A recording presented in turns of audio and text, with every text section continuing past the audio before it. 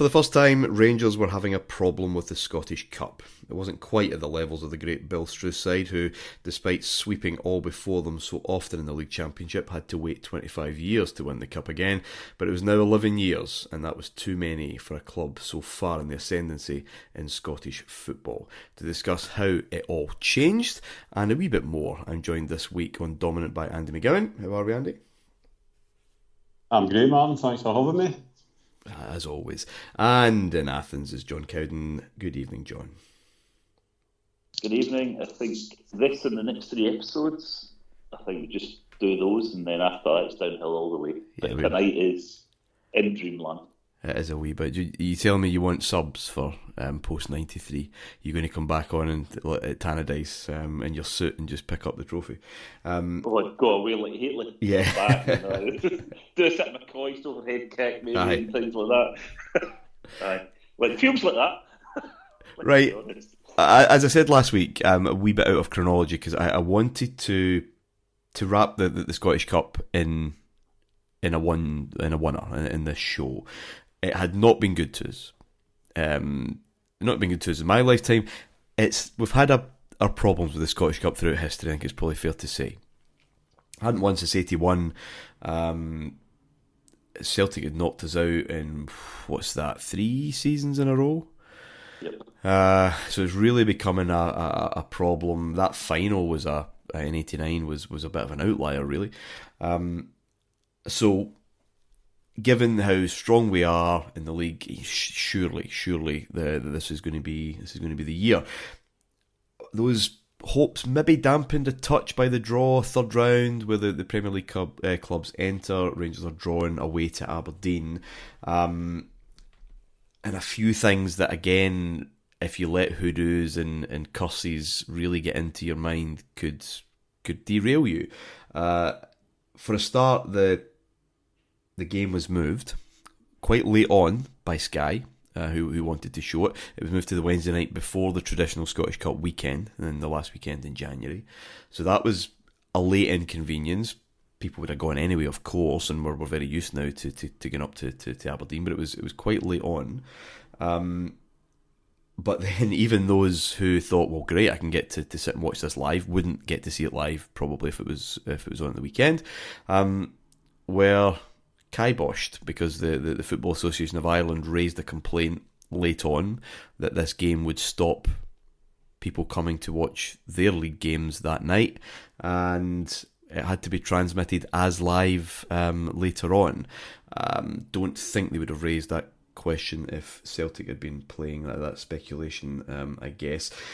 And Rangers have their own problems on the park. Mark Hateley had a bit of an injury, who had, as discussed last week, absolutely dominated them in that league game.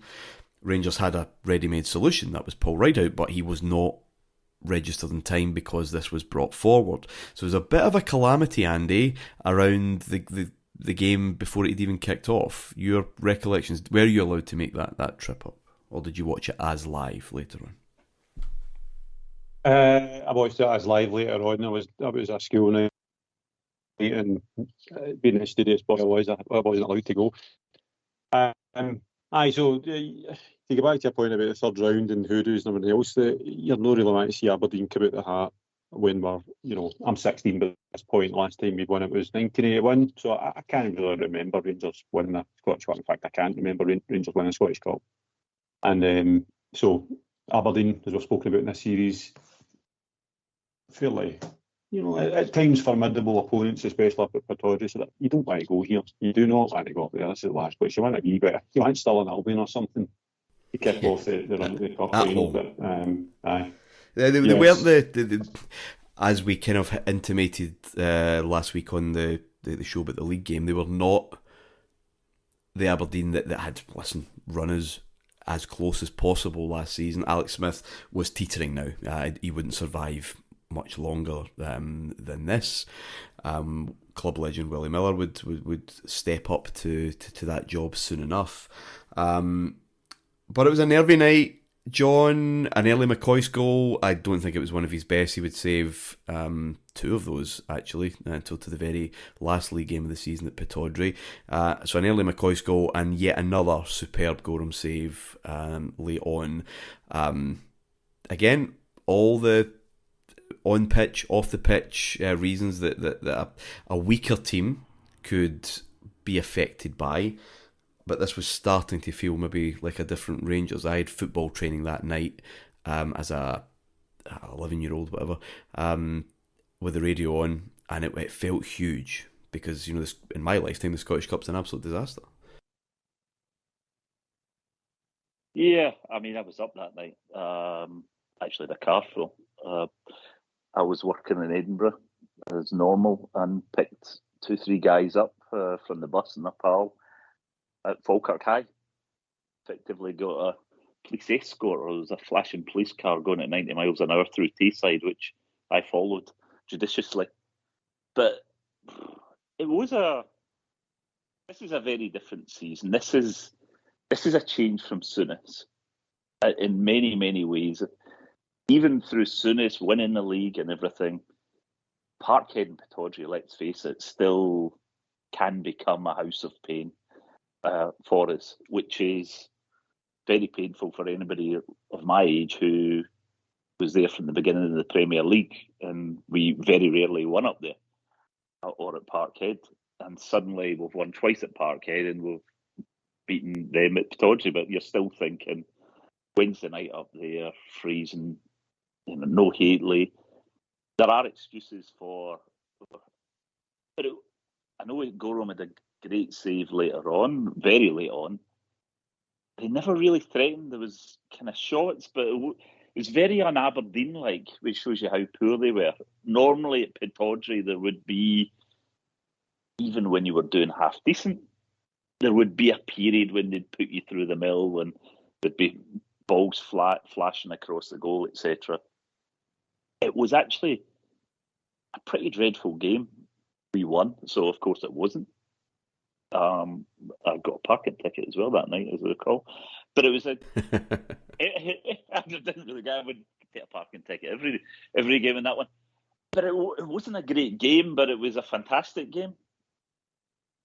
Fantastic outcome. What it meant as a fan, you take so much from that, don't you? Yeah, and it's great. This season, you win. I mean, before this season, I've seen us beat Celtic by 2 goals at Parkhead once. We've done it twice in 2 games. I've seen us beat Aberdeen up there about 4 times in 20 years. And this season we do it 3 times on the... I mean, this changes things. We know, and the Scottish Cup changed things. We no longer in Scotland have, what shall we say, a gnawing dread about games. When you go Pittodrie, you love to go to. It's great fun. But the 90 minutes can be sometimes absolutely horrific. Whereas around this time, and this is one of the games that makes it, you actually, not only are you looking forward to the trip, you're looking forward to the game. You have a degree of confidence, which isn't there under Souness. And, you know, Souness helps us dominate every team at Ibrox. But we haven't really come out and, you know, stormed the ramparts of Parkhead and Pittodrie. And it's this kind of, you get that feeling, you go up there, you win. I have a recollection, it's a freezing cold night, and I watched that Miko's got his gloves and long sleeve shirt on in the first half. Second half, he's got a short sleeve top. I mean, Miko never wears a short sleeve top, but he has that night. Pittodrie, and I'm thinking maybe it was a lot warmer, maybe it was balmy off the North Sea. But I do recall, and it's a lovely trip back. This is twice in a row, 2 midweeks in a row. You're going back down the road, okay, this was a car, a couple of guys, where you're actually not thinking, well, Saturday can't come quick enough, but you're basking in the glow of, we can go up there and win, and it's relatively pain-free, in a different way to the 3-2 demolition in December. But it was, you know, we had one shot, McCoist puts it away, they had one shot, Gorham saves it. It was a good save, very good save, but it wasn't one he pulls out the top corner. You'd have been disappointed if he'd get beat by it. But I mean, Aberdeen's defending is woeful. You watch it again, McCoist is what, on the 6-yard line, middle of the box, and there is no one near him as he pulls it down poorly and sclaps it in. Yeah. It's not Aberdeen-like in that up there. Yeah, but they are wonderful. Yeah, they're on a bit of a decline. They'll have a wee bit of resources next season. We'll come to that before they really do fall off a cliff for, well, ever. Alan McCoist has asked that cliched question about who he wants in the next round, and he gives the standard cliche answer, don't care as long as it's at home, and he gets his wish. But John, Motherwell at Ibrox in the 4th round, last 16, not the bye that some might think. Motherwell are Scottish Cup holders.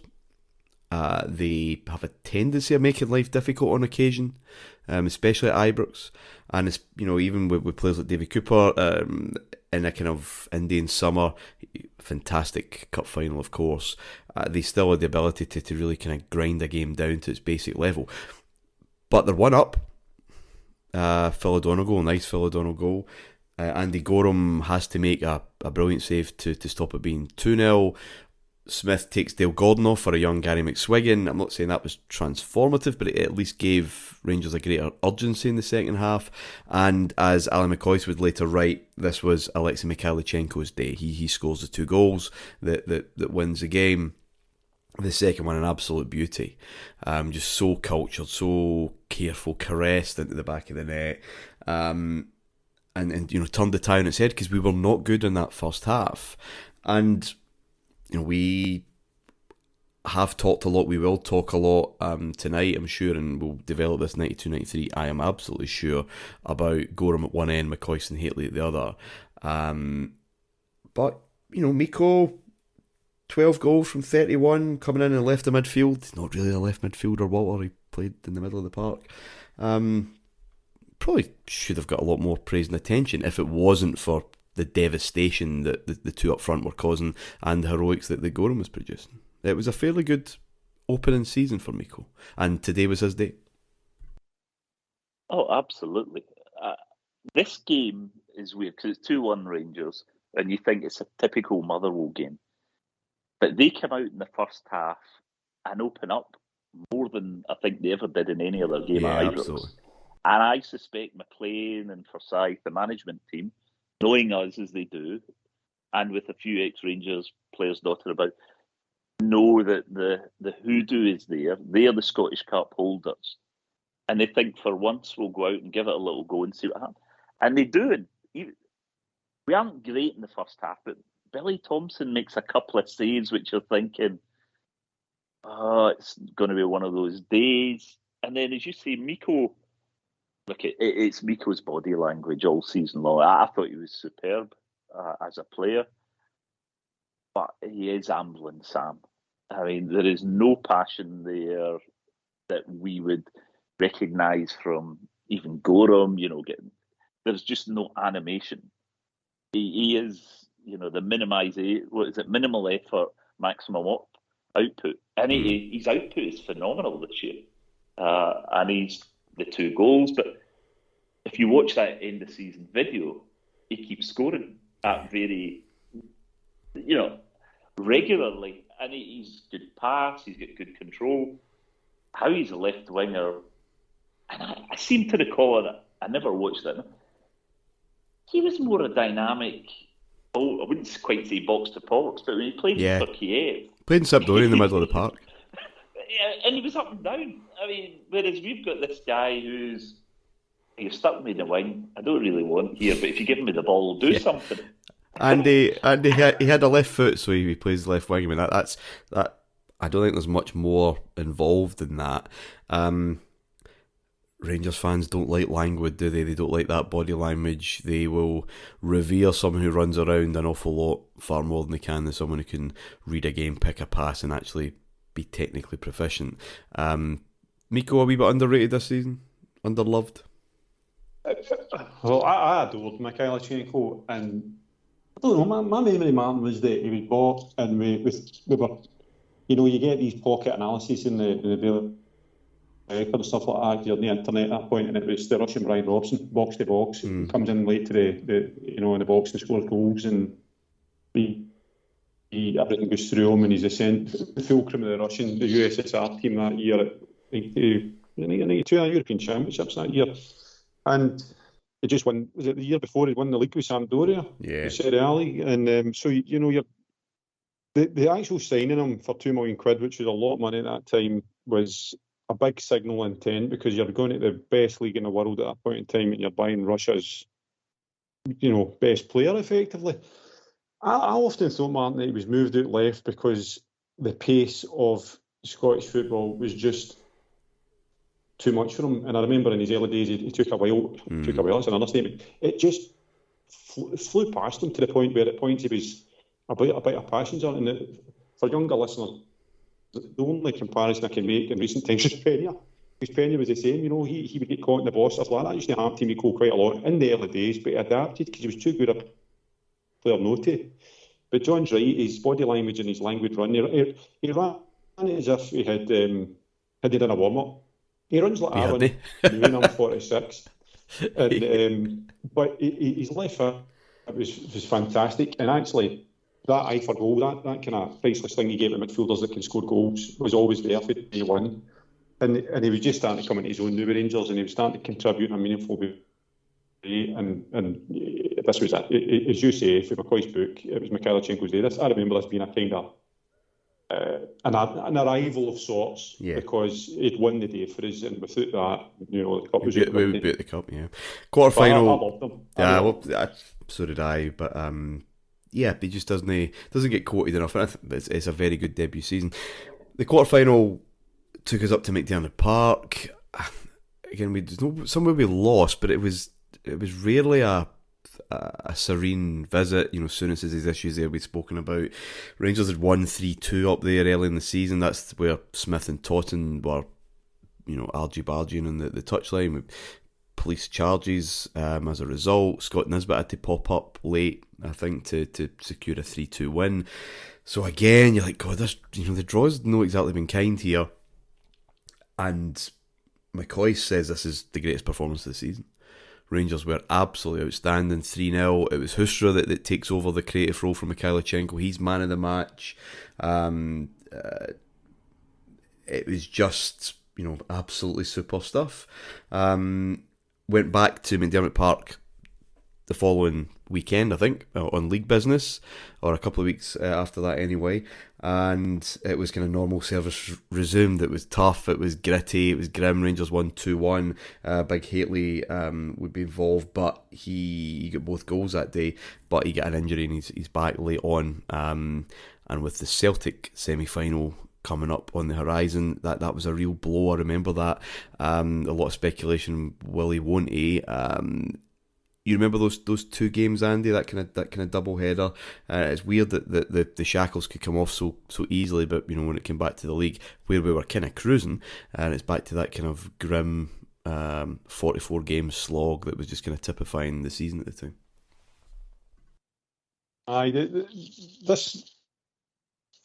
The slog is real, because they're playing each other 4 times, and and then you play them in a cup inevitably.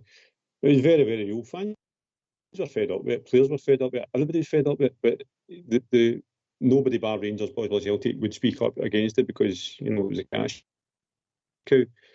To the games, I can't remember much of it, I'm going to be honest, but St Johnstone under Totten, where Totten was a good manager. I think looking back, we look at guys like Totten and Smith and Alex Smith, and think there were better managers we actually give them credit for now, and it was a hard game up there, but I think it was at Haley scored the 2 goals up there in the league. Yeah. So another game where he's a difference.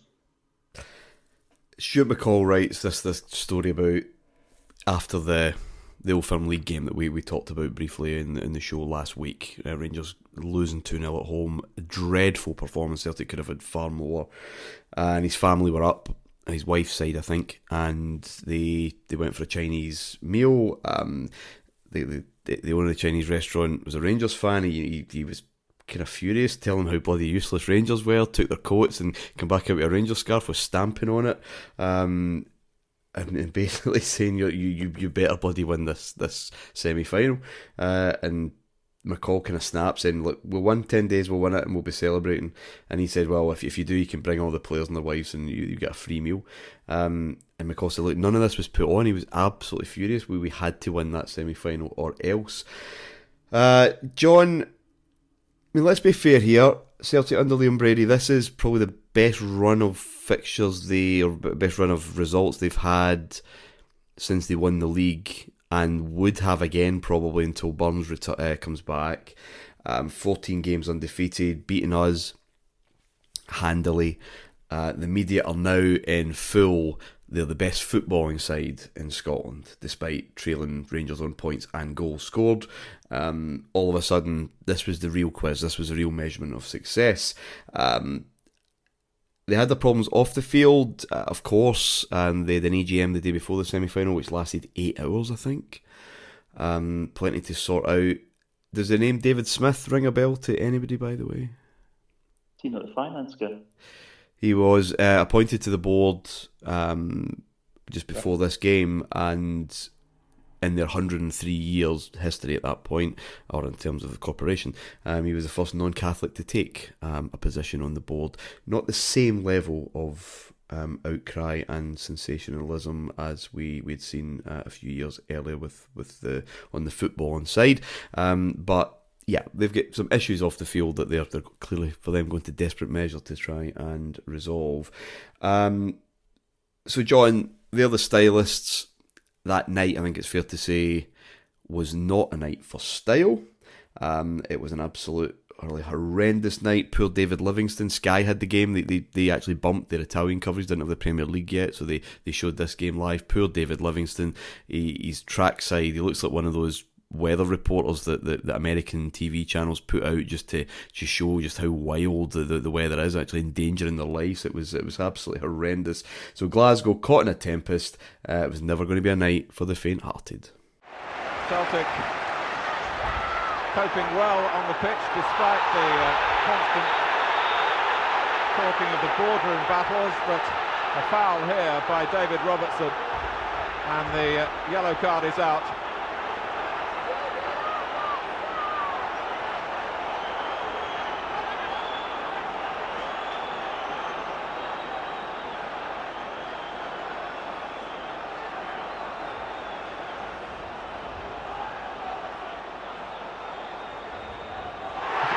David Robertson has got sent off for that. So, a sensational start. I think Rangers will just be content just to see this half out, go and have a cup of tea, have a chat from Walter Smith, and then really just gird themselves for the second half. I'm sure Celtic will be going into a bit of a roasting from Liam Brady, so I'm sure that he won't be happy with the way, with the man advantage, they haven't got a goal. Well, Celtic letting McCall get away. McCoy! He scored! Right on the 45 minutes. Against all the odds. No wonder scenes of extravagant celebration. McCoist is almost in tears of joy and disbelief. The 10 men have taken the lead at Hampden Park.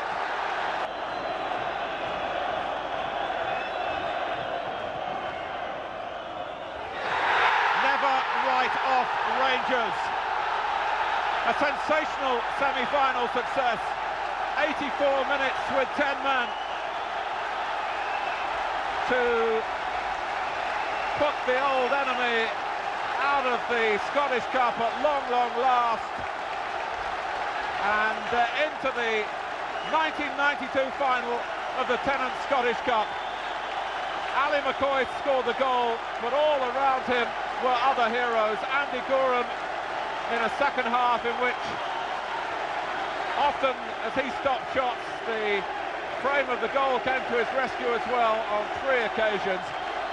But moments like this are very rare, and hardened football people like Walter Smith are absolutely delighted, and understandably so.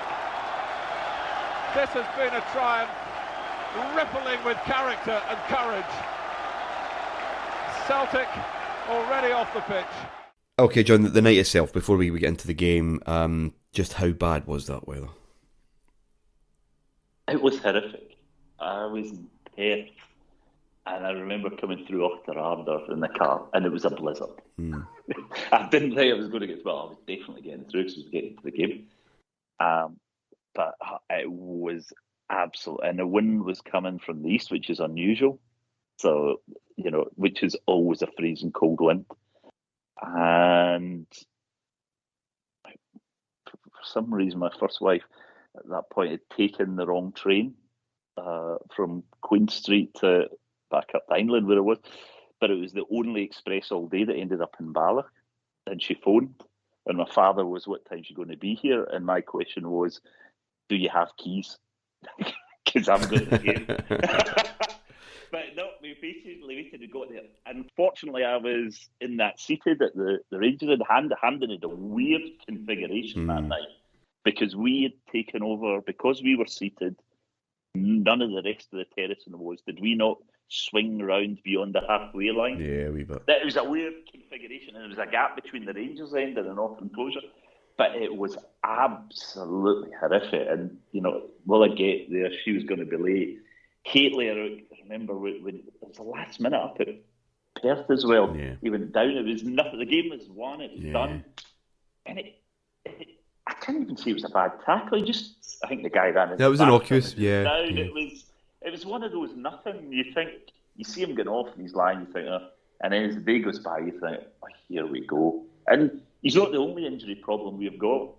Why would we ever? Because there's Ian Ferguson either dropped, not playing. Miko's not about. It's usual Rangers giving it a big game. The only sucker I could take to a degree was I hated playing teams back to back or close back to back. Yeah. Because you always get one where you did well and one was a grind, a la St John. So them having won at Ibrox, and as Jack McGinn would say, if the league had started after the Old Firm game in January, we'd be top of the league. Yeah, but it starts in August, Jack. But that kind of confidence, they love that. They love that whole, we can play with no pressure on. Because there is no pressure there. They need snookers. And it's not as if we're in a bad run. They've beaten us. I mean, we've won at Pittodrie. I mean, we've only lost, once in 21 games? All that time? Yeah. The Hately one is worrying because, he has done them damage. They are quite scared of him. He has been able to sort of drive it. But you're going in and they're a lightweight team. I mean, and if they have any heavyweights or they ain't got any class, or skill, it's Mike Galloway stuff or Tony Mulgrew. They haven't got that strength and skill married. They're either lightweights, McStay, Anthony Collins or whatever, Joe Miller, or they're hammer throwers. Whereas, actually, we're a better footballing team. I never got this, and I was quite happy that they could put that blanket around themselves and say we might not win, but we're a better footballing team, because it just deluded them, and they were never going to address until they recognised we were a better football team. Skill, strength, power, whatever. They were never going to catch us. They were always going to be wrapping themselves in this lovely blanket of we're the skillful team, and that other grieving blanket they had where, the Masonic refs will never let us win. And as long as they had that two things, they were never going to address the elephant in the room, which is Rangers get better players, better team, and that's the difference. Yeah. Andy Smith could have gone with Rideout and McCoist because Rideout was available. He doesn't. He kind of ballasts the midfield a wee bit because that's Celtic's strength. I mean, McStay and Collins, they are playing well, and it's that's clear where the danger is going to come from. Luckily, because of the Robertson sending off, he's able to pretty serenely actually adjust. Spackman goes back into centre defence. John Brown goes out to left back. No huge drama done. It's a kind of 4-4-1, really. The Robertson sending off, it's interesting. the Sky commentary and the BBC commentary later on, and in the highlights, those speaking live think it's harsh, and those in the studio in both broadcasts with the time to digest actually think, no, that's actually a pretty wild tackle, 6 minute or not, that's a sending off. Is it just that we weren't used to players being sent off that early, one of those things in Scotland? Because, Miller and Robertson were pals, and I think Smith had told him, basically to land one on him, just to see what he's up to, see what he's got, because that could be another source of danger for Rangers. And I actually think he does. I'm in the kind of minority. I think he does get carried away. I think it's a ridiculous thing to do at that stage of a semi-final. Well, when you look at it through the lens of modern football, then you're like, it's 2 red cards. But back then, you're quite right. You had the tempering of decisions in the first 10 minutes. The free kick up the arse were allowed in Scottish football by referees at that point in time. I think it was a send off then. I think it's a send off now. I thought it's deliberate. It's a deliberate kind of shoulder body check, whatever you want to put it. Miller makes the most of it as he would, but it didn't really need to do it. It wasn't a dangerous part of the pitch, and there would have been cover, or you like to think there would have been cover after if he got past Robertson, and there would have been a different way to do it. I mean, he could have went shoulder to shoulder with him in a foot race and probably kept up with him. So it was a bit of rashness for Robertson, and it's no year one in the first 10 minutes at an Old Firm semi-final. I think it's important to stay. John's kind of alluded to it there, but I feel this particularly strongly because the week before, I was sitting beside a Celtic supporting school. I'm 16. I'm sitting beside a Celtic supporting school, and not only him, but every Celtic supporter I'm encountering, a footballer, whatever. Their tails are so high that they think they're going to win there because they've had this. Is it something like 11? They were 14 wins. 14 unbeaten, but a lot of wins, and then including us. I mean, they battered us. We were dreadful the week before, and you're right, they were playing good football and aesthetically pleasing football, and it was like a pinnacle of the McStay Maestro myth, because it was as if they wanted him to be something that he never ever achieved. He was going to be the next Souness for the age of 19 or something, and he never ever got there. And I think they kind of kidded themselves on that he was that. He wasn't. So getting into this game, we needed a win because they thought they were going to win. Those games where it's so much sweeter because it's unbelievably we are the underdog because they make us underdog because they're that so fucking hyper that they think they're going to do it. We've seen it time and time again. So 10 minutes in, it's a red card flat as far as I'm concerned, and I've watched this game many times. I had this game in VHS. I found this in Woolworths in VHS, and I've watched the goal in slow motion, everything. And I was in the north stand.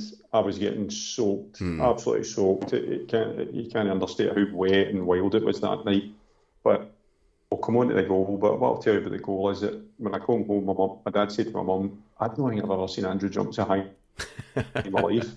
And I go in, and that was his exact word. That tells you a wee bit about my mindset if I get tormented for a week and a half in physics next to a Celtic fan.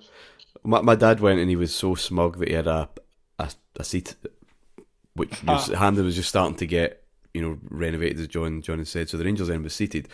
So he said, "No, but this weather's dreadful, but at least I'm seated." He was even in the third row. It did not save him. Let's put it that way. He was absolutely drowned. John, very quickly on the Robertson challenge, is that a red card at the stands of the day? Did it matter that the man brandishing that red card was Andrew Waddle? Oh, Andrew Waddle loved to be that absolute eccentric. In the times of the day, I don't know. It could win either or. What I would say is if he gives a red for that, Celtic don't end up with 11 men in the pitch if he continues in that vein. Which he isn't. I think normally you're allowed a free hit, and that maybe goes in Robertson's mind a little bit. But it is Waddle, and he does love. In fact, many of the big refs around that point do like to make these statement decisions that put them in the spotlight. And in real time, I don't think it's a red. It's one of those when you slow it down the studio, you see his elbow come out, you can see why it is a red. I think it plays into our hands in all sorts of ways because the way Smith reacts, it's one of those nights as it goes where everybody's in sync. It's one of those rare nights where everybody is in sync from the fans, the team. You know, Smith's out. Does he not tell Joe Timmins, the fourth ref, to and get out the way? Yes. And Smith has not played right out, and I think the Tims are completely confused. Yeah. Because they're like, we're going to... Because they have now convinced all we do ball. And now they're thinking, there's nobody to plant the ball to. What we do? As you say, Smith comes off, we get them sending off, and the right says, right, Spackman, centre half, as you've done many times. Brown, left back, no problem. Everybody else. I don't think Celtic adjust in that first half at all, because we're by far the better team, although that is also because there is a gale force wind behind us. We're playing by far the better football. But this is interesting, right? Because the wind is behind us, so it's right into Celtic. But for all the style and for all the cavalier and the aesthetics that we've heard about, it's crossball after crossball into a wind, and with a fairly comfortable defence now in terms of dealing with crossballs. Gorham is pretty much on his line, and Gough and Brown, Spackman now, and they're going to deal with that. So it kind of plays into your hands. And again, for this ball-playing team of footballers, they get caught out. It's Brian O'Neill, who will be a source of much fun as the 1990s develop, who gets caught. And it's just this brilliant press with McCoist and McCall. And the interchange between the two of them. And listen, McCoy scores some brilliant goals in this season. He will outdo himself at the end at Pittodrie. But I actually think he scored a few better than this. He does not have much to play with. I think Marshall's done pretty much his job. There is a tiny bit of space between what he can reach and the post. McCoy doesn't have any time to even set himself. It's all in this one fluid motion. And 10-man Rangers are in front. Martyn Tyler is, as he was at that time, starting to just stamp these games with his kind of authority and kind of make them even more legendary. McCoy is almost in tears of joy and disbelief. And Dale Gordon's behind them, and Ali's celebration, John, it's like Platoon. It's like that front cover, the rain absolutely teeming down, and he is almost in tears. What a release from that kind of tension that the players must have felt after that start. Yeah, we needed a goal. The second half without win was always going to be like the Alamo, and to get the goal, we were playing good. And Ali's overcut. The other one I remember, I don't know if it's the TV or even at the game, is Archie Knox on the sidelines. Everybody is animated. It's quite... He's more Saturday Night Fever than Platoon, I think. Platoon, is that not Linwood number 1 Platoon or whatever with the banner? Even though the weather has got one of those sort of Normandy beaches, whatever, field, and it's just magnificent. I fortunately 2/3 of the way back in the Rangers end in a seat, so I am dry. I'm living your father's, what you would say, dream, whereas he's way down at the front, where he's even lucky to see the game. But it's phenomenal. And the timing is as well, because everybody said just before, but for us in that one, it just gives you something to defend in that second half. But it's just a superb goal in amongst this monsoon weather. I think that it's not something that they show in Sky where they show the rain coming off horizontally from one of the floodlights at the Celtic end. Yeah. That is no exaggeration at pitch level. That's a tempest. Which always strikes me. But that is Sky. Sky love us, and they love the atmosphere of Old Firm. So the volume of the crowd is not muted. It's my recollection, having watched that, but generally they like to ramp up the volume of the crowd because they actually understand how to sell a game to neutrals, which is to get the passion that's coming from the pitch and the terraces and pump it out through your TV screen, rather than let's dumb it down a la BBC. Yeah. Or the Milan Juve game that would follow this would have something else for the TV viewers, but those tuning in, and they did, they knew exactly what they were getting, and I don't think they were particularly disappointed. That lead is precious, John, and without it, I think you're right. 0-0 at half time. I think it's a completely different complexion. Archie Knox famously, of course, gets the ball, boys. Or gets one salute to you boys Rangers fans. Yes, we'll use a fiver for everybody. Just slow this game down, because Rangers are going to face Celtic. They're going to face the wind as well, and they're pretty much sitting in to defend. Andy, it is all Celtic. They're again very rarely from direct range. Joe Miller, he failed to kind of properly connect with the only chance he had when he got in behind Brown.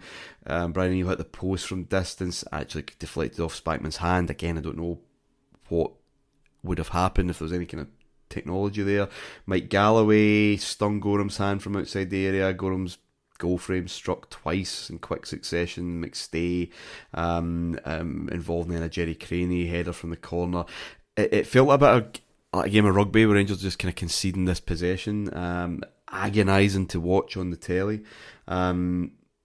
But then Celtic have their moment, which is maybe sometimes what they want rather than an actual goal, which is a penalty shout in the mud of that Rangers box. John Collins appears to be fouled by John Brown. I think it is a penalty and it would be given today. What goes against him is this one dive and the almost shaping simulation. He goes down to be contacted instead of just waiting for Brown to clean him out, which he probably would have done if he just stayed on his feet, and it would have been a penalty. Celtic would have probably not won the game at that stage of the game, but would have forced a replay. But he doesn't, and as it happens, Andrew Worrell gets to annoy all of Glasgow with a decision in the last 10 minutes as he had in the first. But as a fan at the game, sometimes I think it's better to be at the game. Watching on telly is just brutal, but those 45 minutes, you age rapidly. I was only 16. I had a bit of age to rapidly. So, I think I don't want to go back to goal too much, but see when you're talking about McCoy, when we talk about his goal up at Pittodrie earlier on, is it a sclaff and it goes in? And it was a sclaff, but his sclaffs go in. This is the difference. This is what makes him the ultimate striker. But this goal, when anybody who's played football know that one of the hardest things in the game to do is a ball that's coming across your body and onto your striking foot. So not across your body, but onto it. So it's coming from his right onto his right foot, and it's slightly behind him. It was an exquisite finish. It wasn't a rocket or anything like that, but it was just too accurate for Marshall. So, we look back at McCoy's now, and I think it would take it for granted about how good he was a finisher, and this was a perfect example. But I think it psychologically busted him at that moment because, we're doing it 10 men. As soon as Robertson walks off that pitch, they were expecting to win before the game. They're really expecting to win after he walks off the pitch, and then we get that goal just before half time, and all of a sudden, they've got 45 minutes to save this cup tie. And the one that sticks in my mind is the one that hit the post in the mud, bounces back out, and it's those moments you think, Christ, we're riding a lot, but also at the same time your brain's telling you we're going to do this. This is written in the stars kind of style. My recollection of the Collins thing was, is this where he does a kind of Cruyff turn in the box? I think so, yeah. I thought it was a penalty. I looked at it the other day in preparation for this. I think it's a penalty still now. But, as soon as the theories come out for Celtic, and as you've got to remind them, this is Andrew Waddle we're talking about. This guy, if you're putting him in the list of referees that was favourable to our Rangers, then I'm sorry, you need sectioned.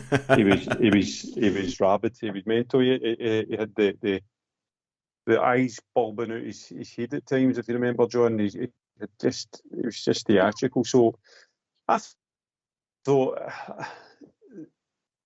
that the cavalier football that they'd been talking about themselves in the back about, failed to do the job that was required against, a stoic Rangers team that was adaptable and could do the dirty bit as well. And that sometimes makes it all the sweeter, because it's like Muhammad Ali in the rope-a-dope, it's no nice, it's no beautiful, it's no the beautiful game or whatever, but you win. and that's it. And nobody cares about anything else afterwards.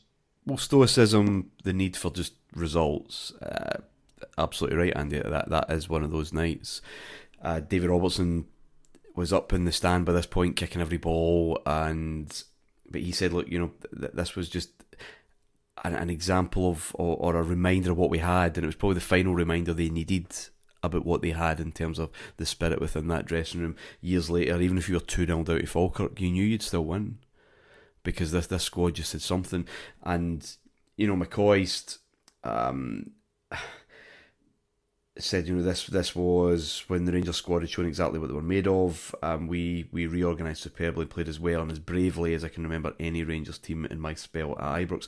And the celebrations with McCoist after it, with Smith, I think McCoist kind of almost picks Smith up. He kind of jumps on him, and Smith kind of kicking his legs out. And we'd see lots of Walter Smith celebrations, but I don't think any, even Fiorentina, I don't think any as manic and as passionate as that, because we knew what that semi-final meant. It meant going through to face Airdrie in a final. We'll come to it later.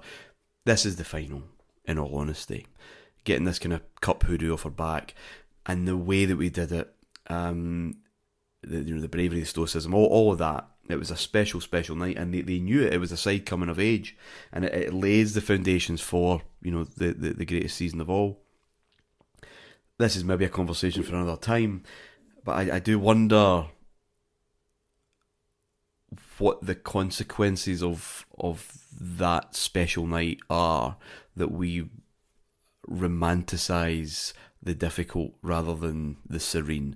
We romanticise the tough going down to 10 men rather than 3-0 where we've played Celtic off the park. I always talk about the trip to Ibrox being the most Rangers song imaginable, because we invent a game, it doesn't take place. We've actually invented this Old Firm game, and we go one down. It's the most Rangers thing of all. There has to be a barrier. There has to be something to overcome. It has to be gritty. And that's what you're going to get, really, as the years go on. A Rangers team who know how to do that, but the consequences in arenas where European teams don't really care about your ability to play in the rain and your ability to kind of hold things up, and you need to keep the football. It's a slightly different kind of prospect, and there might be ramifications there, I don't know, but who cared that night, I guess, because it was one of those special nights, John. It was, for guys of my age, as I said, this season, but for my guys of my age and older, this was, for me, this was going back to a Wallace team. In fact, you can go back 16 years exactly to the day, 31st March 76, when we were 2 down against Motherwell, honking, came back in the Scottish Cup semi-final to win 3-2. And it had that feel. I wasn't confident until the penalty, and it was a penalty. It was Stonewaller. We would be apoplectic if that was not given. Whether he was starting to get down or whatever, that was a penalty. What I would say, and I watched it again weirdly, is early in the second half, Joe Miller goes down again, holding himself after, I think it's maybe McCall, and Waddle goes over and tells him, "Don't say it." And I remember at the penalty, my dad's sitting, but we're standing, and I was waiting for the whistle to blow. It's one of those where time stops and you're like, "It's a penalty," and he just plays on it, and you're actually still waiting for him to turn around and go, "Hang on a minute now." And I looked at my dad, and he just looked at me, because he's a referee and is fairer than anyone, unfortunately. And he said, "Obviously, he doesn't think Robertson should have got sent off." I don't know. And that was all he said. He didn't say Robertson shouldn't have got sent off. But I do think there was everybody does it. We can criticise referees. Waddle was Edinburgh gynaecologist or whatever. But I do think there was something in the mind as it went on, and he thought, "I'll balance this up." And after that, they're bust. They're complete. That is, the pressure's building. They're hitting bars, posts, and when that doesn't go in, and everybody, you can listen to the last 10 minutes, but obviously with headset, because the police will be around your house if you're in Scotland. They're singing to the Rangers end. It just builds and builds. Everybody is emotionally invested in this to a way that is just It's a rubbish game, but it is one of those nights which, if you had the chance to go back and live, it's one of the games you would pick. Just because of what goes on, as you say, McCoy's with Smith, dancing about. Smith occasionally loses it, but to see him celebrate like that, it's just, everybody's in it. As Andy says, just give us a cup just now. It's Airdrie, they wouldn't mind. There was two Airdrie players sitting behind it. It was Alan Lawrence and Smith, I think, was behind us, the Rangers, and they were looking at each other after it went to, we were 1-0, 5 minutes to go, and everybody's standing. They were trying to sit, and they were looking at each other going, what on earth is going on here? It is just one of those. What is the consequences? I've got slightly different views, but we can talk about 93, 94, whatever. But this is a night when everything comes together as a team. It's just one of those nights. It's one of those nights you go back to. Not quite at Leipzig levels, but it's getting close, because you see Archie, you see Walter, Andy's higher than he's ever jumped in his life. I think me at the age of 26, I balance on one bit of the seat. Don't know why they seated him there at that point with his foot in the other. And I'm giving it, with John Gilligan, who worked in the same company at this point. And it is one of those nights. Unfortunately, you got to walk back to the car in this rain, but do you really feel it? You go home, you watch the highlights on BBC, you get the VHS video, and Sky is much better. Hoggie's got it on his channel. Yeah. The Sky commentary, much better on every level. Big Butcher. And it's just, well, he has to. Because it's Martyn Tyler. Sky love us. Even the way Richard Keys is going, well, was it really? I don't know why. Maybe they weren't biased, but it feels as if. Oh yeah, I know. To do well, they really, and we're used to seeing Jock Brown, hearing Jock Brown and whoever else, doing us down, and Sky talk us up. Yeah, we would say it's what we deserve, but they talk it in, Martyn Tyler, what a goal by McCoy and tears. This will go down. What is one of the great nights in Rangers history? They're actually they're getting caught up in the passion in a way that Scottish TV doesn't. It's like next season, I always preferred listening to Brian Moore and Big Ron than Jerry McNee and whoever was on the other side. Because they get it. They don't have any, let's not upset the Tims or let's not build up Rangers. They call it as they see it, which is, this is a fantastic night in Rangers history. How have they managed to do it? What are Celtic doing? And Celtic are dreadful. Silky football is awful. They only look dangerous when Galloway comes on and starts firing it from about 40 yards out. We play more football in that second half than they do, with this quick breaks. The wins against us, we don't have the legs, but we are busting out on a regular basis. They are dreadful. But this Celtic are dreadful. Yeah, we will get to know this pattern, that you might see a bit of a mini resurgence, but when it absolutely matters, because the league game didn't. Rangers were 10 points clear and, very comfortable above Hearts as well. This was something that they could save. They could save their season and give Brady a bit of a platform, going on, and they freeze a bit. Now they have their chances and they should have been level from the penalty spot, etc., etc. But they don't quite play with that fluency that they've had. But again, who is going to do that on that night? A few observations just before we kind of move on. Again, Stuart McCall's involved in creating a goal by stopping something and then springing something immediately. Very much providing that link in the midfield, which I think is forgotten about as time goes on. McCall does more of the battling and the runabout than perhaps that linkage, but very, very important that season. David made a good point. It's something I have a lot of time for, that he seems to put this season and next season as a winner, really. 91 to 93, the same kind of players, the same kind of ethos, and there's a real consistency once this season gets up and running, really. I do see where he's coming from. It forgets, though, that two huge players next season have a really poor 91-92 for reasons of fitness and form, and that's Geraint and Ferguson. And they're starting to really get it on the record hotlines and in the fanzines and whatever. Ferguson, I think Geraint gets all the leeway in the world given how much he was loved before the injury, and then that injury as well.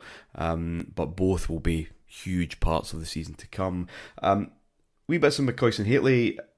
For a few people, I think McCoist's restoration as the king of Ibrox really comes with his golden boot for his sensational 34 league goals, in addition to the Players and Writers Player of the Year. Should note that the European Golden Boot, the actual award was done by Adidas, basically because they sponsored Rangers.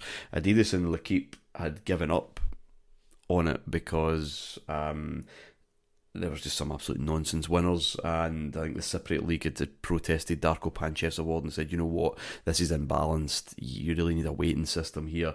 So they stepped out for a few years until 96, until that weighting system, the coefficient, was reintroduced. So other winners from Wales, Armenia, Georgia didn't get the actual boot that McCoist got in 92 and 93. That was really made for him by Adidas, but he was Europe's top goal scorer.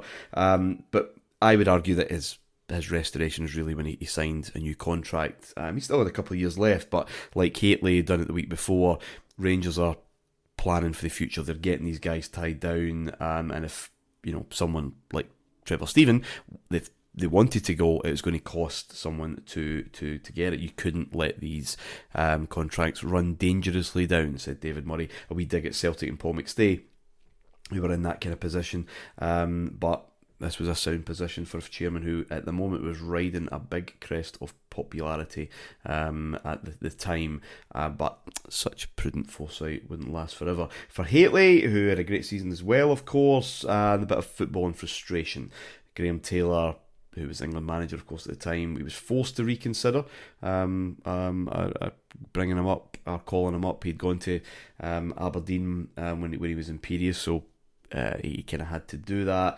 He was supposed to play in a friendly against France, but he got an injury, so he couldn't do it. That's when Alan Shearer made a goal-scoring start for England, but he was finally given a chance in a friendly against Czechoslovakia. And it's interesting to see the reaction in England to Hateley. David Lacey of The Guardian, some regard him as the doyen of football writing around that time.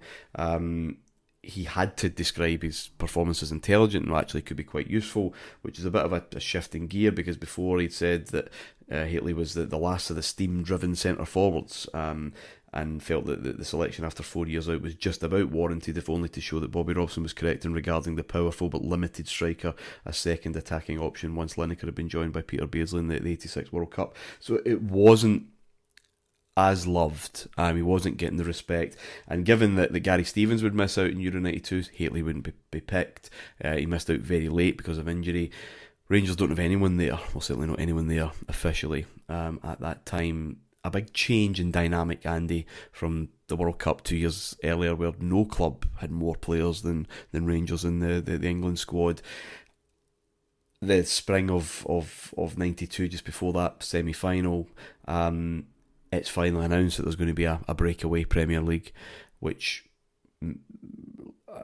forces David Murray to have frantic phone calls to the English Football League saying what's happening, what happened to our arrangement, discussion about a British Super League, because that's where he believed it was heading.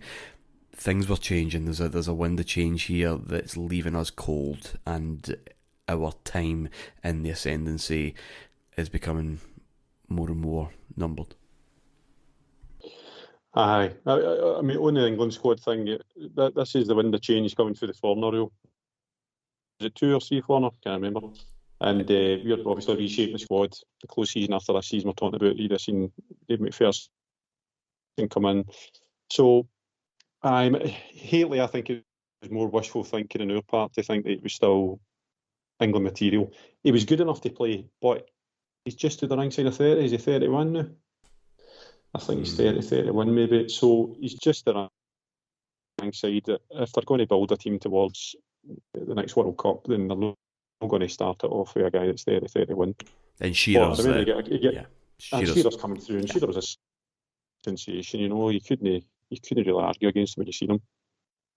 And you're right, man, this is a pivot. Looking back now, we don't really, at this point in time then, we didn't realise the significance of what was happening down the road. And through this series, we've spoken about how we've taken advantage of the English dynamic in terms of the ban for Europe and the Taylor report and all sorts of things that are going on that are more or less external influences in the English game. And this is where it all changes, because you think, what if we had been invited to that party, or we'd been part of that plan? Where would we be now? We'd probably be elite, and I mean elite. So it changes everything, and the sun sets on the as you quite rightly put it, the ascendancy. We're an unstoppable force going forward. Everyone's getting bigger and better and stronger and faster, and there's more money coming in at every turn. And this is where it slows down, ultimately reverses down the line. Yeah. All of that's in the future. However, Rangers were going for the double. The week before they would secure the league, we went to Tannadice, 1-2-1. Miko and John Brown scored the 90th and 91st league goals of the season, respectively, breaking the Premier Division scoring record. And there has to be a bit of credit given to Smith in his first full season as manager to be so expansive. I know we've got 44 games instead of 36, but even in the old 44, this is a very open and aggressive Rangers team, which I don't think gets the kind of recognition it perhaps deserves. And appropriately enough, it was McCoy who scored 2 goals against St Mirren at Ibrox, and Gary Stevens the pick of the bunch. John in a 4-0 win to wrap up the title. I remember going to that game, telling my mum I was going to see Rangers win the league. She says, well, don't count your chickens. And I said, no, I'm going to see Rangers win the league. There was something now, a year on from being at 340 and being in second place on the final game of the season, there's something very, very comfortable about Rangers' position in Scottish football, that despite being favourites for titles and despite 5 titles in 6 years, and having that real thrust of growth, this seemed a bit different. This seemed now to have real clear blue water. Well, there is on all levels. Aberdeen's high water mark basically was the season before, and we'd held them off. Celtic are in decline at the moment. Hearts are okay, and simultaneously our, as I discussed through it, our hoodoo things of Scottish Cup, Parkhead, Pittodrie are blown out the water. And I remember we were talking about in the bus at the time, all about the number of goals that we were scoring and how no one was talking about it. Everybody's talking about supercells, whatever. And we also had I would say an excellent defence in terms of how we shaped up. I think it wasn't us, but I think David and Alan were talking about, would you have Spackman and McCall? But at this point, they're 2 very different players. McCall, as you say, is further forward, break it up. For me, he plays too much of his time in his backside.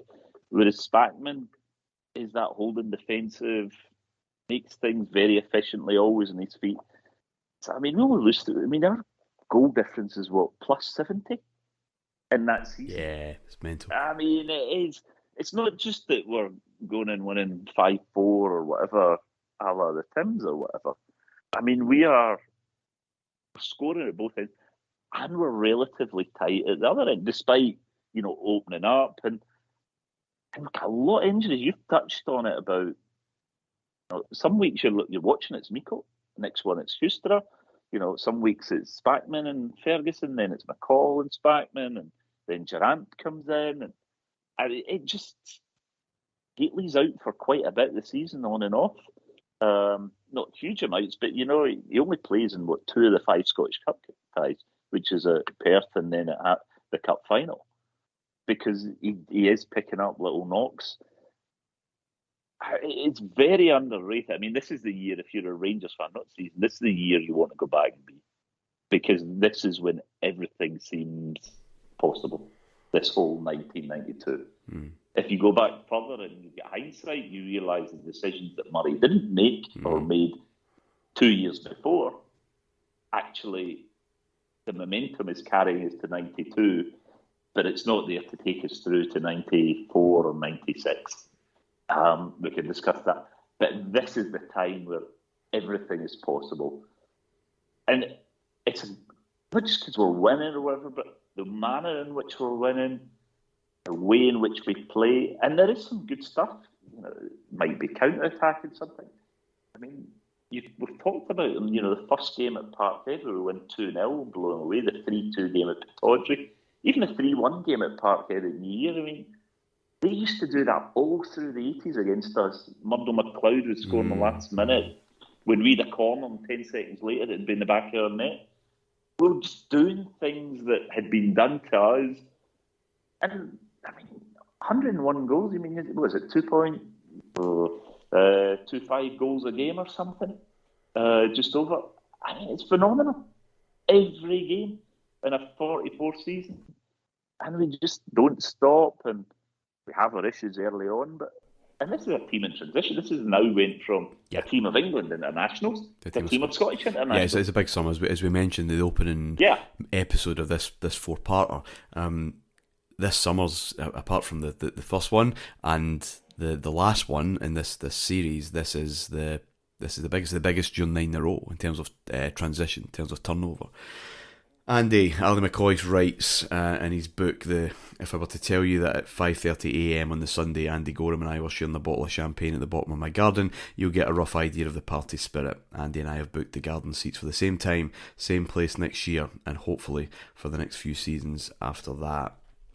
We're also recording this the day after Andy Goram's sad passing, but those two who have had their fair share of tribulations in the last year, 18 months, to be celebrating it is quite apt, and that feeling from the players that this is something that they could probably be doing over the next few seasons, because, well, who's going to stop?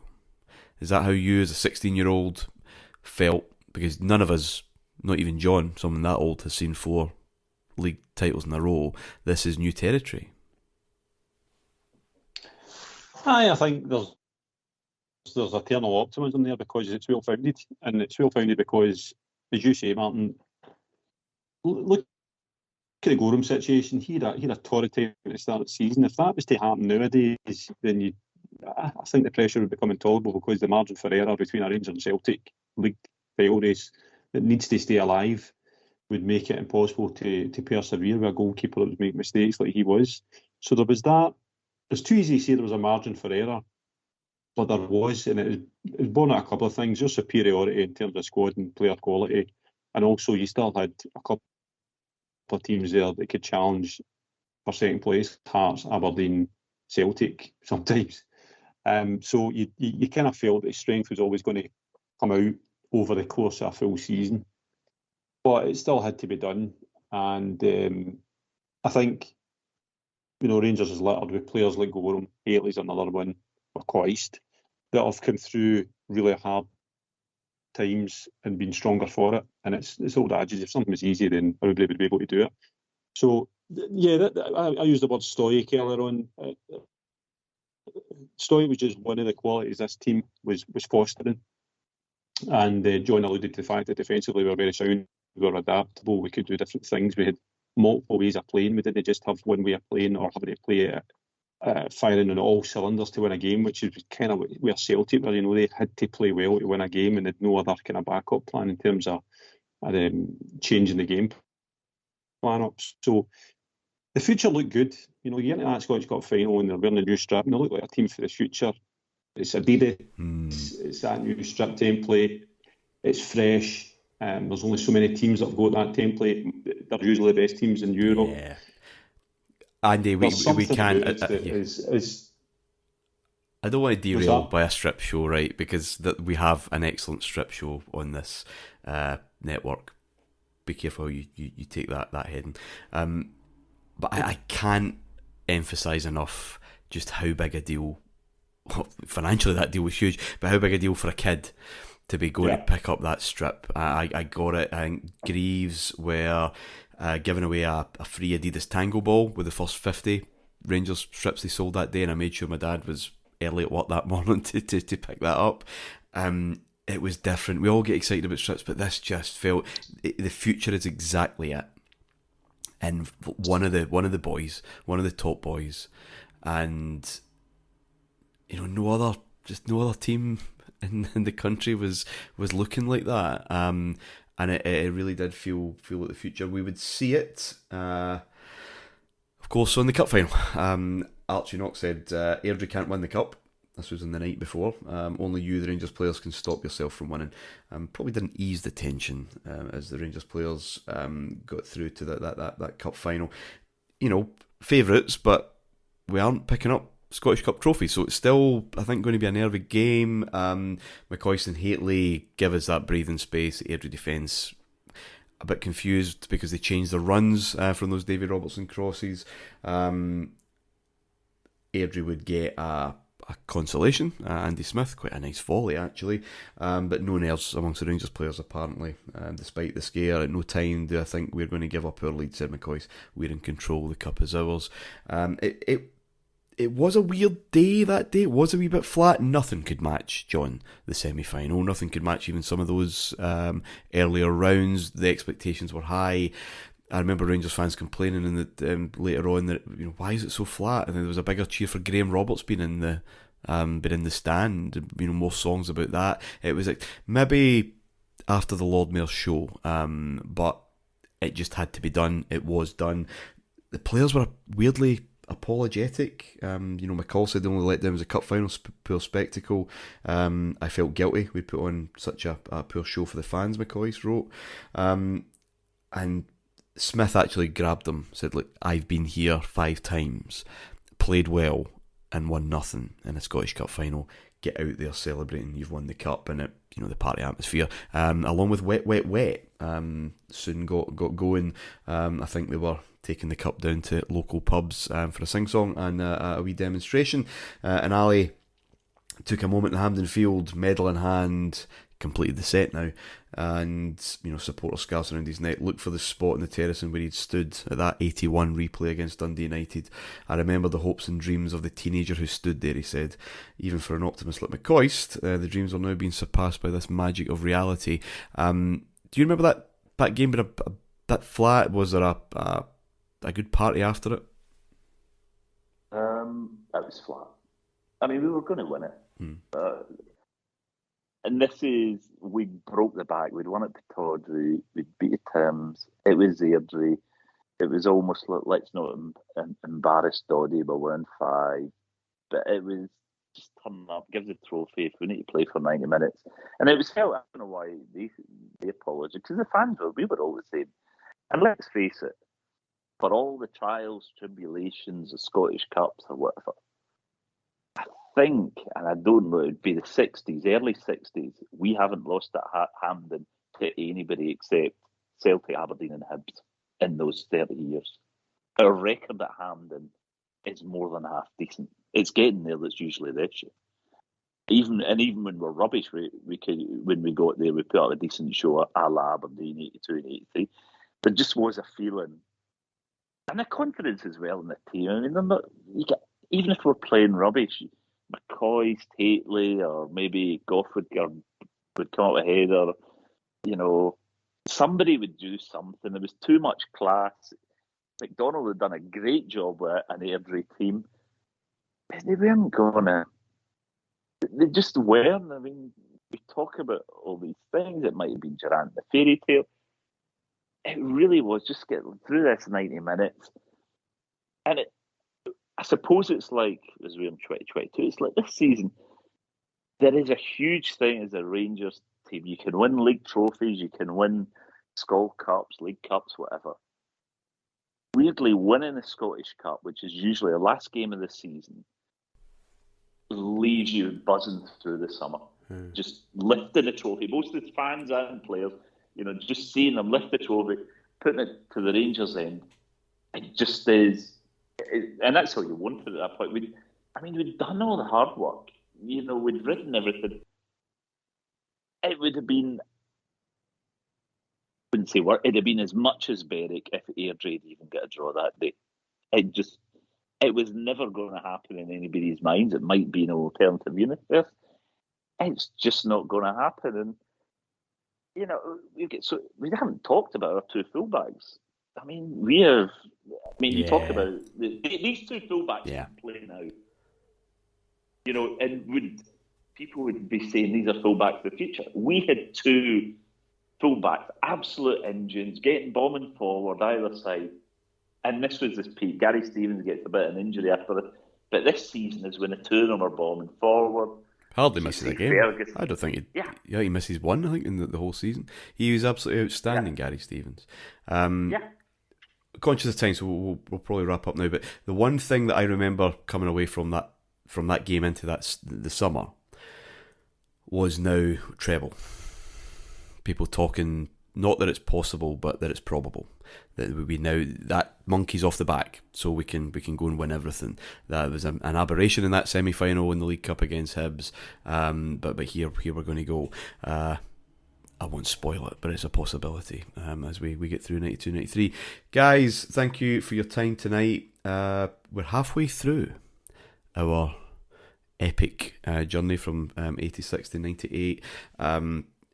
Just a wee bit of info on the book, which is now 2. It was supposed to be one book, was far too big. The publishers asked me to do 2, and I have picked this moment to end, not because it's very neat and arbitrary, but I think there are 2 stories to tell. And I'll get into why I think there's one story here and it ends here. Next Sunday night, or this coming Sunday night, we'll be live on our live Zoom show to talk about that, to talk about other themes through these 6 seasons, the last few months that we've been talking about it, but more importantly to take your questions. So please join us. It'll be 8 o'clock Sunday 10th of July, and the details will be up on Patreon throughout the week or on the day itself. John sadly won't be with us, he's on holiday, but Andy will, David, Alan and myself, we look forward to that. Thank you tonight, John, but also for the last 6 months, dearie me. Oh, thank you. This was, tonight especially, but all of it so far, were glorious times. So thank you. No, it's my pleasure. Thank you, Andrew. I'd just like to thank all the listeners for joining me through my puberty, and it's going to get even better after this. That's me 16 now, so nightclubs and drinking is a way to me. Full systems go. Okay, the story of this season then, 91-92, was both one of rich individual narratives and team cohesion, but one that was quietly orchestrated by Walter Smith. Less demonstrative than his predecessor, but no less authoritative. He was more than happy to allow his players to enjoy the limelight. They were the stars of the show after all. He was simply the director, and it was a production that was becoming a smash hit at the box office. I was thrilled for Walter Smith and Archie Knox. Basically, players go out to win matches and championships for themselves and their teammates. This time I genuinely wanted to do it for Walter and Archie, and I took as much pleasure in their delight as I did in my own. This was no post-season platitude from McCoist. It was genuine warmth towards the men who had given him a platform from which he was now producing the best football of his career. Smith found it difficult to accept the league title the previous season as his own, but this was very much his team, both in his new personnel and approach. Any fans who feared that the top job would have been too big for a man who had spent so long as someone else's assistant had no doubts now. Smith didn't fear the history-laden responsibility. He used it as fuel instead. It was his choice to bring the oil paintings of the 8 previous managers into his office. They were scattered all over the stadium, and I thought it would be nice to have them all hanging together to remind me of the men who had shaped the club's history from the very early days. Inspiring for Smith rather than intimidating. Smith was now one title in sight of a record belonging to the greatest of those predecessors, Bill Struth. With a 5th title in succession looking as likely as the 4th, which had been just secured, the conversation was increasingly dominated by concerns about how good this was for the Scottish game, especially as it was this only coming as a result of the Rangers' off-field power. Smith was quick to point out the hypocrisy of the national discourse. When he and Souness arrived, they were told by the footballing literati that they couldn't buy success. A couple of years down the line, with the trophy room looking pretty full, the same people were accusing us of buying success. Well, either way, it wasn't dull for the Rangers fans or players. People may say it's boring that Rangers keep winning the league, said Richard Gough immediately after the title was secured. Well, if that's boring, long may it continue. It wasn't all contentment for the Rangers captain, however. He felt that the team had let Smith down against Sparta Prague in a game that they had won and then, in his words, tossed it away. It was the only thing that the rest of Scottish football had to beat them with, and it had to change. Fans may have dreamt about a better charge in Europe, now to be rebranded as the UEFA Champions League, but recent experience had made them wary. Now that the Scottish Cup jinx had been lifted, it was the prospect of a total domestic sweep that most supporters felt within comfortable range. No one could know that the trials and tribulations of 91-92 had shaped a Rangers side who were ready for something truly special. The impossible dream was on. Until next time, bye for now.